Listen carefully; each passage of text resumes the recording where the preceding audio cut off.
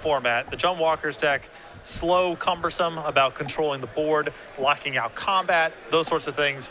Shane Campbell on your left playing Red, White, Burn, not really interested in doing some of that, playing that kind of game, trying to ignore most of John Walker's defenses. And when you don't have counter spells, when you can't win the game very quickly, when you can't gain a lot of life, this is not a winning recipe against Red, White, Burn. We'll see if Glossner can overcome what looks to be a pretty poor matchup. He's going to start by playing a Temple of Abandon. Take a look at the top card and decide where he wants it to go.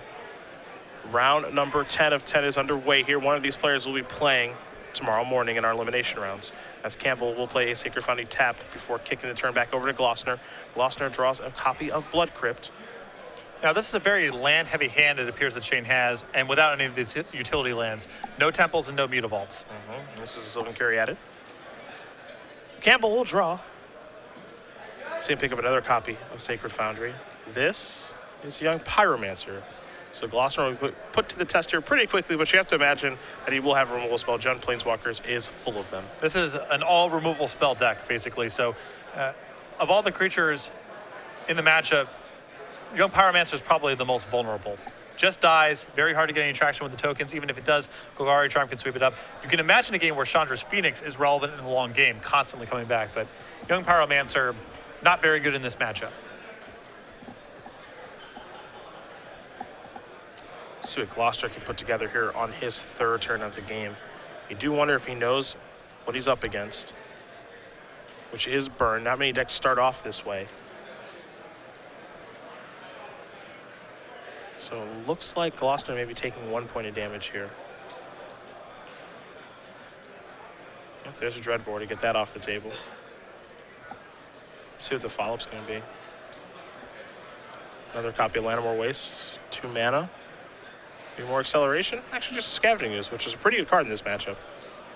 And I think Dayne has the opportunity to get to a very fast Nissa in this matchup, too. Shane's game 1 configuration of this deck is about as linear as it gets. No copies of Chain of the Rocks. This is a really straightforward list. 4 copies of Skullcrack in the main deck. And just Young Pyromancer and Chandra's Phoenix as creatures. 4 Searing Bloods, too. Yeah. You don't see that all the time in Burn decks. There are definitely varying numbers.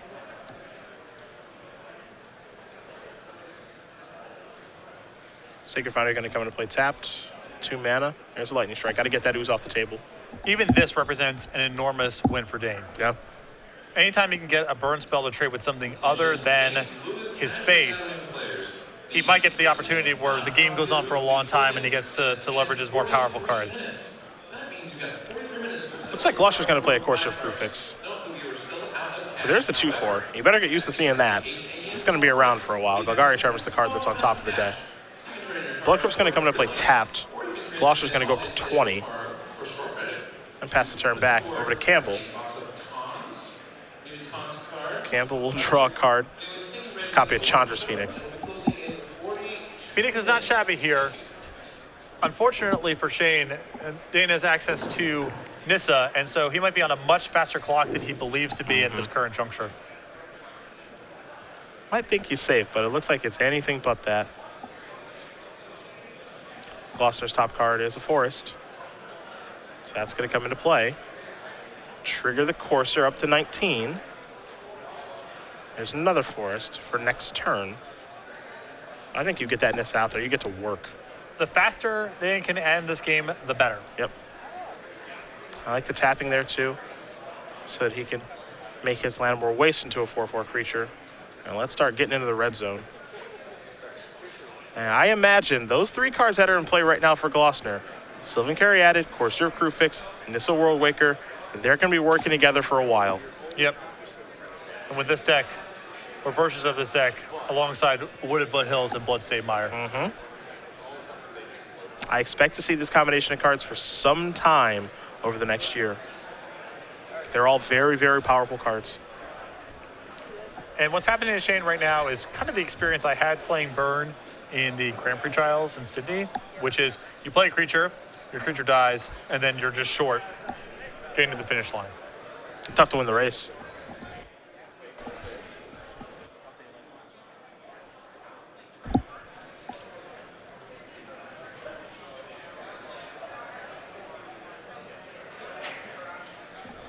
And now Shane's in this position where He's contemplating killing some creatures.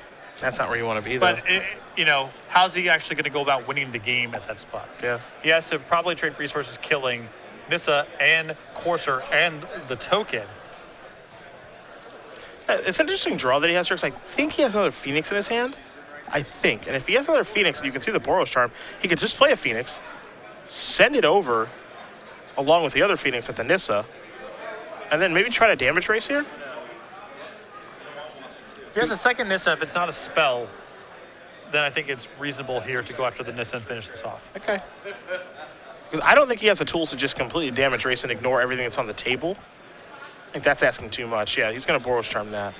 I think that's appropriate. Well, he could have taken 10 this turn, assuming Nissa animates another land. He goes to 4. He has a Warleader's Helix in his hand, so he could hypothetically chump block out, but he's still pretty far away from killing Dayne. I guess he's kind of priced into taking this line of play, even though I think he's unlikely to win. The thing is that Campbell knows a lot of what Glossner has in his hand because of Courser. So as a result, he knows exactly what Glossner's working with because he can track the cards, and realistically he knows about the Forest and the Charm in hand. So that means that he can, pretty comfortably Warleader's Helix away that Llanowar waste, and then he's just got to beat a Courser Crew Fix and an Elvish Mystic that's on top of the deck, and that's not really all that tough to do. I think there's an argument if you have Warleader's Helix and you're getting some life here, that you're better served killing the Courser and not the 4/4. You can raise a 4/4.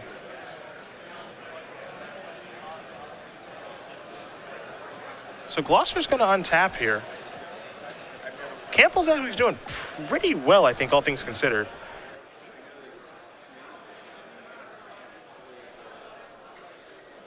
The problem is now with this Golgari Charm that Shane knows about, he also can't really go after the creatures as long as regeneration's up. Yep. I think it just goes upstairs then.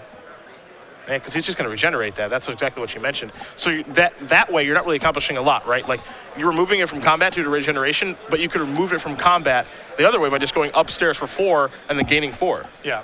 So in this, playing it this way means that Shane is no longer dead in 2 turns. If he helix the face, then he's taking another 4 points of damage, going to 6, and then the waste plus the Courser is representing a lethal attack the following turn. Sure. There's a Mystic. It just feels like to me in that situation that you have to go upstairs because you're trying to damage race. I agree. I think that Shane is better served there, trying to assume that the top of his deck is something productive. Yeah. And now he's got to play a little bit of defense, but I imagine he doesn't want to. Now, the good thing here is that Phoenix plays, relatively good defense. There's some missing mortars, though, on top of the deck. But when you have to pump the brakes, that's the problem, I think, for the burn deck. Yeah. Well, although chump blocking with Phoenix is not necessarily in the world if Shane has a burn spell in his hand. He does have a shock in his hand. If he gets to make some amount of progress on the board, then just get the Phoenixes back and attack, he may be able to manage this damage race. Still going to be hard, especially now with that mortars on top of Dayne's deck, but it's not the end of the world for Shane to hold back 1 turn here. There are worse spots to be in. Yeah.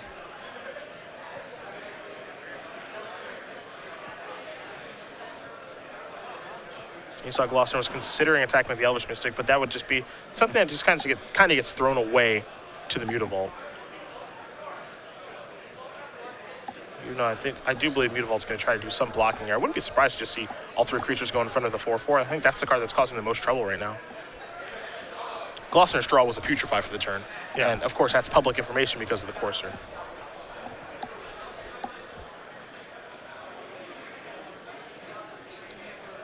I feel like you can't... I don't like getting rid of the Mutavault in this stage. Maybe he's supposed to double block here. It's trading with the Putrefy, so I guess this works out fine regardless. But it feels like you need to have all of your chump blocking and trading tied up in the Phoenixes, because that's the only way to have enough resources left over to potentially win this game. There's a bunch of blocks. Here's a shock. Yeah, and that's got to go upstairs to get the Phoenixes back.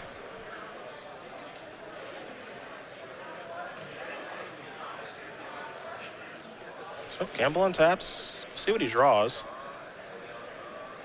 It's going to be a pretty good couple of cards here, because now he's got to overcome that mortars too. The Mortars is not the end of the world here, I think. Because again, he's just still has the option to rebuy with these Phoenixes. Yeah. If all this is him predicated on him drawing well anyway, then his Phoenix dying doesn't matter that much because it's just coming back regardless. Sure. He's going to bash in for 2 here. Glossner's going to go down to 9. See the score 9-8. Glossner will untap, draw the Mortars. Top card is a Nissa. That'll change some things for the next turn. Definitely complicates the combat math.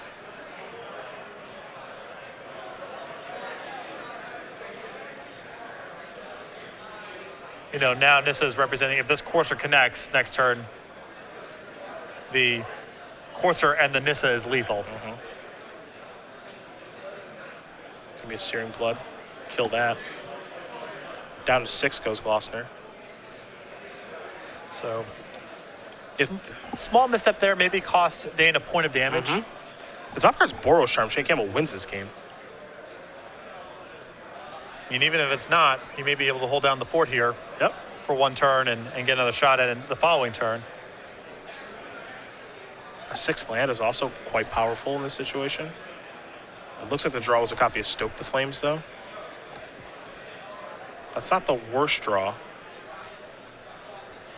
The issue is he knows that, you know, he's dead next turn. He needs to do something to defend himself. And anything he does to defend himself really sets him back. He's spinning his tires.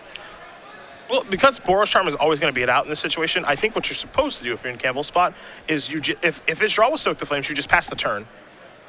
And your opponent, you know, Glossner plays Nissa, activates it to make an attacker, and you just kill the attacker. And then you go to 4, right, from the Courser. And then if you draw a land, you can play both Phoenixes and kill the Nissa, and you can continue to play Magic. There's an argument just to stoke the Courser here as well, because I don't think Shane can beat 1 life. Sure. You may just say, all right, you get to attack me down to 2, present lethal next turn, and if I draw Boros Charm exactly, I can win the game. Yeah, I think the worst line of play is actually the one that he's making right now, which is playing the Phoenix, because I don't think what that does is it makes you lose slower, but it doesn't contribute towards you winning the game. Yeah, he still has a chump block here, so in that respect, it's no different than the Stoke. I guess this allows him, if this is the problem with all these lines of play. Yep. Even if it's about equal, what is your set of outs here? The fact of the matter is, Shane probably can't win if Dayne finds a land on the top of the deck. Now that's happened, and he needs a really, really fortunate set of draws to get out of this. Yeah, I think that's why I think your line of killing the Courser with the Stoke is probably the best one, because I think it gives Shane the best opportunity to win the game, which, in my estimation, is peeling a Boros Charm and then Boros Charm plus Phoenix in the air. Right. But gaining exactly 1 life blows that angle up. Now, if let's say Dayne was at 5 at the start of turn instead of 6, I think the line that Shane's taking here is just viable. I agree. But you just can't risk 1 life here. This is going to come in. Of course, the elevator's going up. Blood Crypt is going to become a creature. It's going to be a lethal attack, and that means Shane Campbell has to block something. You have to assume it's going to be the Blood Crypt in this situation. Yeah. If I'm Dayne, I'm not really playing around much. I know that there's another Courser. I know there's another Phoenix in the grip. There's a Courser on top of his deck, but I know there's another Phoenix in the grip. So the other card over there is a mystery.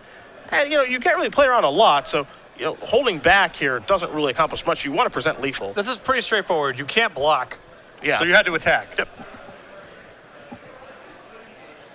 I think the only thing that you do by thinking about this turn a lot is you give yourself the opportunity to overthink it and make a mistake.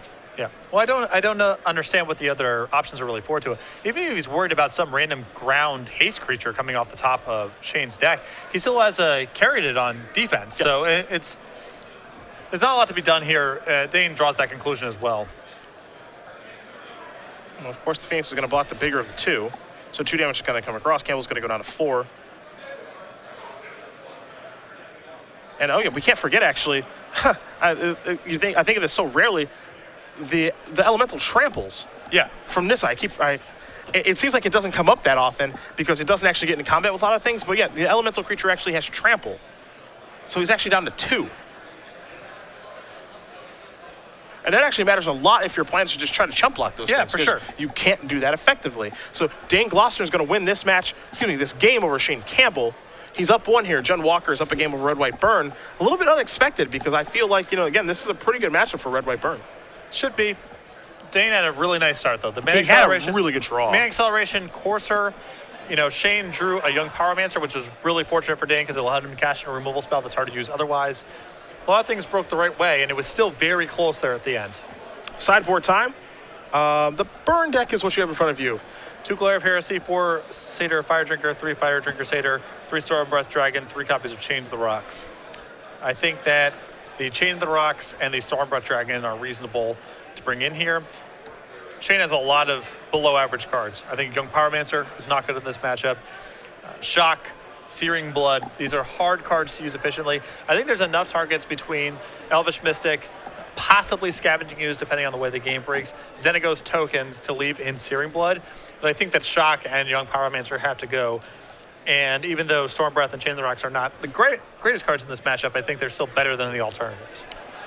On Glossner's side, 3 Duress, 3 Mistcutter Hydra, 2 Magma Spray, a Scavenging Ooze, a Liliana Vest, Golgari Charm, Rakdos is returned, and 3 copies of Anger of the Gods. Duress is great for obvious reasons. I think the Scavenging Ooze is also fantastic here. Liliana Vest can be good in certain situations, but I actually like the copy of Rakdos' return, especially if you can accelerate towards it. I was going to say the exact same thing. I think Liliana is going to be okay in some board states, but overall a little bit too slow, a little too cumbersome. A big Rakdos return is game-winning, though. Yeah. So I like that a lot, especially alongside the Duresses to help set it up. So both these players do sideboard here and get ready for our next game. Again, whoever does win this match will be headed to our elimination rounds tomorrow morning. If you are just joining us, for one of the first times since we made the changes, again, we have our standard elimination rounds tomorrow morning beginning at 8 a.m. Of course, we'll give away 3, 6, and 12 months of premium through our quarterfinals, semifinals, and our final round. Then we'll take a break and we'll join our Legacy tournament in action. Legacy starts at 9 a.m. now here on the Open Series because we have our Modern Premier IQ that begins at 10 a.m. So 3 tournaments tomorrow, which means 3 champions. So we are still starting 8 a.m. Central Time. Always. That has not changed. Yep. We're just going to be doing the entire elimination rounds tomorrow morning as opposed to doing the quarterfinals tonight. And that's okay with me. It is okay with me. Big shout out to everybody on the stage that you guys can't see who have been running the tournament. They have been making this thing go really fast, actually. Yeah. And taking a look at the clock, it's a little bit before 9 o'clock here, and we're going to be done and out of here. So great for the players to not have to spend all day in a convention center, but I'm sure a lot of them have had a lot of fun this week. I talked to a lot of players this weekend. Yeah, they've been, I feel like the last couple of months on the Open Series, there's been a lot more kind of interest in everyone kind of getting together in between rounds and talking with us and trying to get kind of the lay of the land, how the tournament's going, interesting things we've seen, It's been a lot of fun interacting with a lot of the players here in St. Louis. It's been a while since we've been here again. Last time we were here was in February during season 1. It doesn't really seem that long ago since I remember the tournament so well, but it has been a handful of months since we've been here. It's always fun to come down to the Lou. Don't get to see players like Joe Bernal all that often anymore. Nearly qualified. Or sorry, that was Matt Hoey, rather, right? Yeah, Hoey almost won the WMCQ, right. And Joe top-8 3 or 4 PTQs with Fairies during the Modern season, but wasn't able to win them. But he felt that his deck was great, and when you top-8 that many PTQs, it's hard to argue. I think top-8ing 3 PTQs, let's say, that's a lot more informative about a deck being good than winning 1. I agree. You catch some good matchups, things break your way, you win a PTQ. I've definitely won PTQs where I felt like I didn't have the best deck in the room, but top-8ing 3 in a season, that's when you know you're onto something. And Fairies is a deck that gets a lot more interesting once you have access to Polluted Delta, too. The mana base is not great right now, and it makes things like Vidalcan Shackles a lot more reliable to play. I think that it's a subtle change, but it's going to be significant. Sure. They have access to a lot of lands, but oddly enough, like they're still a deck that is really weak to Blood Moon, for example. And also, when your strategy is hopped around things like Thoughtseize and Bitter Blossom, getting to play a lot of basics and still have stable mana, that's really valuable. Water Grave, River of Tears, Sunken Ruins, Secluded Glen, Polluted Delta now too. Yeah. Makes for an interesting deck, Bitter Blossom hasn't seen a lot of play since it's come back, but it seems like it's just kind of biding its time. It's so powerful. Yeah. It is just a matter of time. Hopefully someone plays in the Modern Open tomorrow. Definitely keep our eyes out for that. Shane Campbell going to be on the play. Looks like we're happy. Where are we starting here? Oh. And this looks weird, but I like this a lot more than Young Pyromancer. Yeah, me too. If this deals 4, it's done its job. Well, it's guaranteed, almost impossible for this not to be 3 points of damage. Because you get to attack and pump next turn. Yeah, that's true. And if Dayne's played the following turn as carried it, you still get to attack. Now, drawing a Fire Drink Crusader on turn 5 is really bad, but the same thing is true of Young Pyromancer. Glossner going to play a Stomping Ground untapped. Maybe a Mystic. It's actually going to be a Magma Spray. Take that thing down. So Glossner was ready for the Fire Drink Crusader, perhaps. That of course also kills Chandra's Phoenix. Yeah. Campbell just going to play another Battlefield Forge, pass the turn back. Having some flashbacks to my moment in the Grinders here. Have a creature got killed, and now we just kind of hope that we draw pretty well. Yeah, well, strike's going upstairs. So we're definitely going to try.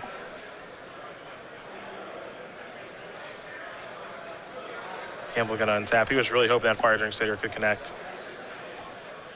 It did get Glossner to play, a Stomping Ground untapped, so it feels like a small victory. Yeah, it's something. But every time you let decks like this trade their cards in their hand efficiently, it's something of a loss. Yeah. You have a lot of implied card advantage because they're going to be drawing creature removal over the course of the game. That doesn't do anything, but when you allow them to line up the right numbers, it's really bad. Battlefield Forge and a passing of the turn there from Shane Campbell. He's got 3 of those things out there. A Temple of Malice here for Glossner. Take a look at the top card. That's going to go to the bottom. Looks like an Elvish Mystic is going to show up. And Glossner will pass the turn back. Lightning Strike's going to go upstairs. Glossner's down to 12. Just fire off those 3 damage spells. Work your way towards 4 damage spells.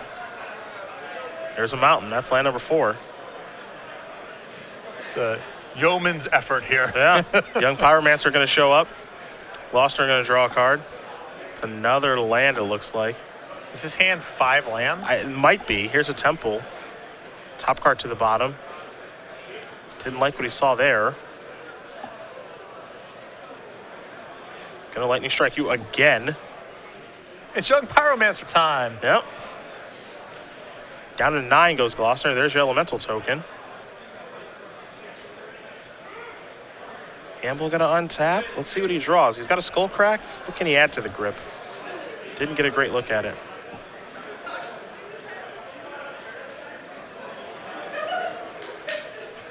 Quickly puts a Sacred Foundry to the bottom there off that Temple. Did not like that. And cannot attack this turn.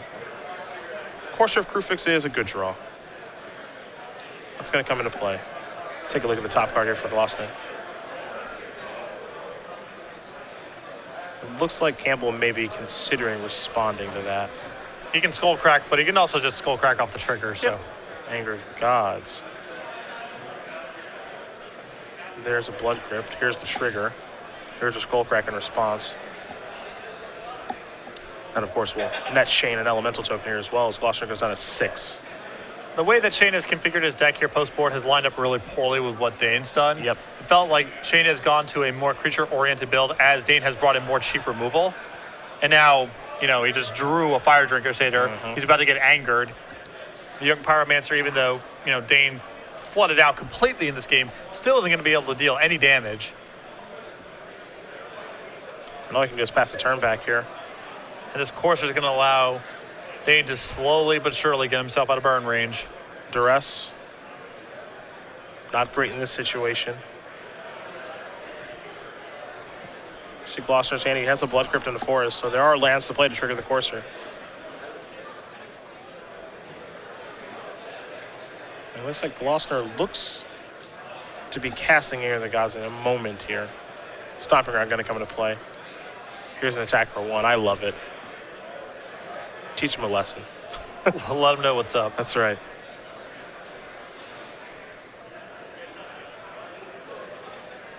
I think we'll see a trade, yep.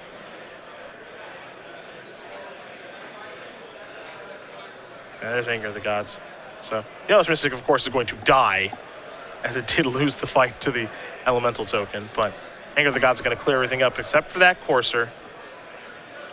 It's kind of a bizarre line because if you're worried about your Courser getting killed, Shane still has the ability to kill it post-combat with something. Yeah. So you might as well Anger first and then just attack for 2. attack with your Courser.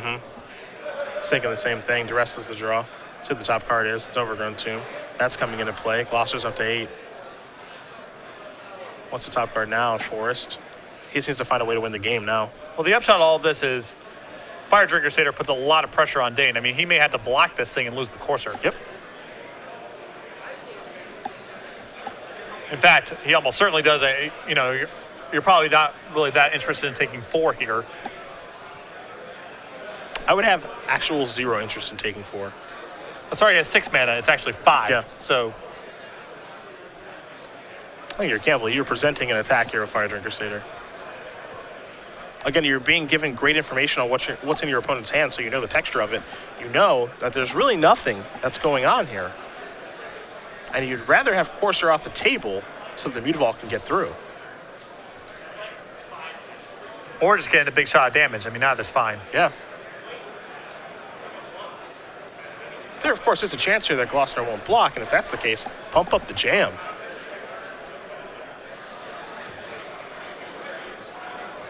You know he drew a duress here, so you want to leave up the mana for the skull crack he just drew regardless. So it's going to be 2 pumps, I believe, regardless of whether or not Dayne blocks.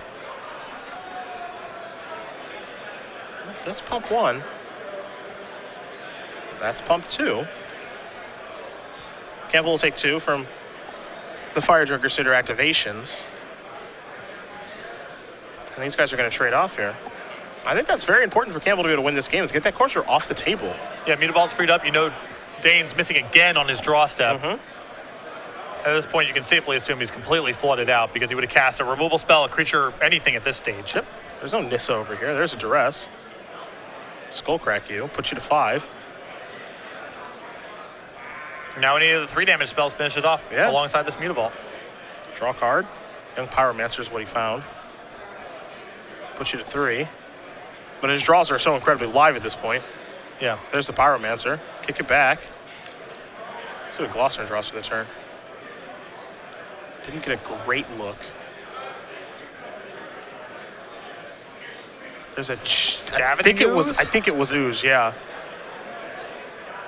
It's a little unfortunate that Dayne has been on a exile all of your creature Scavenging Ooze plan, but it's still plenty good here. I have seen worse draws. Remove that. There's still a bunch of food in there. There's a Courser in Dayne's graveyard. An Elvish Mystic. There's a lot here. This Ooze is going to be big. This Ooze can actually get close to like presenting lethal too. I mean, Dayne is still dead to a 4 damage spell here, but that was the best draw his deck could muster up in this spot. He's got a dodge now. Let's see what Campbell draws. Boros Charm. Ding, ding, ding, ding, ding, ding, ding, ding. That's a winner if he sees it. Well, he has to have the guts to go through with the attack here. Yep. But all the evidence that's been going on for the last few turns indicates Dayne's got nothing. He just drew the Ooze. It's always tough when you're in the seat to pull the trigger. Yep. But if you break down the way the last couple turns went,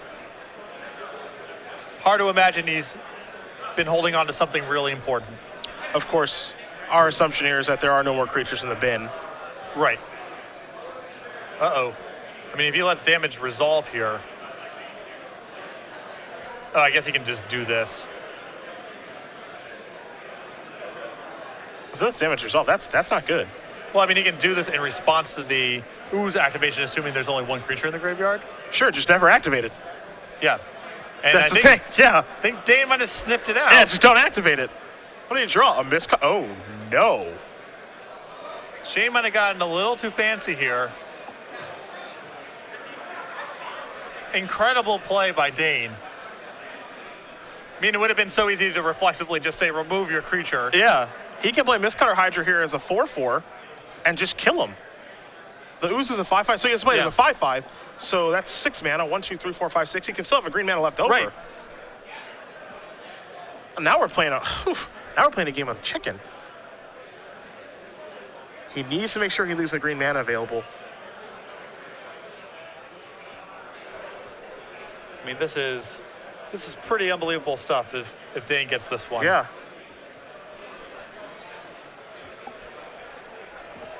Again, if you're Glossner, you don't have to overthink this too much. There's either he has a 4 damage spell or he doesn't, and you play this big Hydra for a bunch of mana. Andy Percival, please come to the side of the stage to collect your prize. That's a 7. Yeah. And again, you don't have to actually, you don't have to do anything. You see him kind of shrug his shoulders, attack you. And Shane could have just had Boros Charmed. Yeah, he drew the perfect card and played it incorrectly.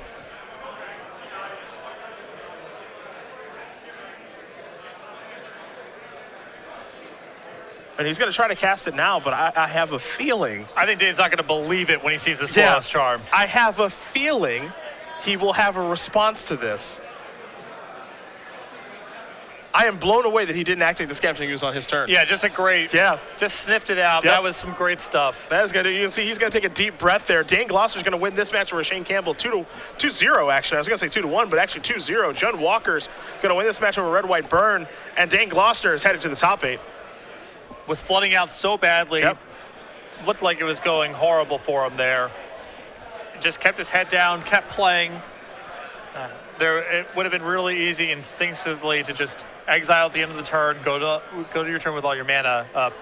But Dayne realized, he has plenty of mana to play with. It's not likely that the 1 mana is going to matter that turn, that he doesn't spend it.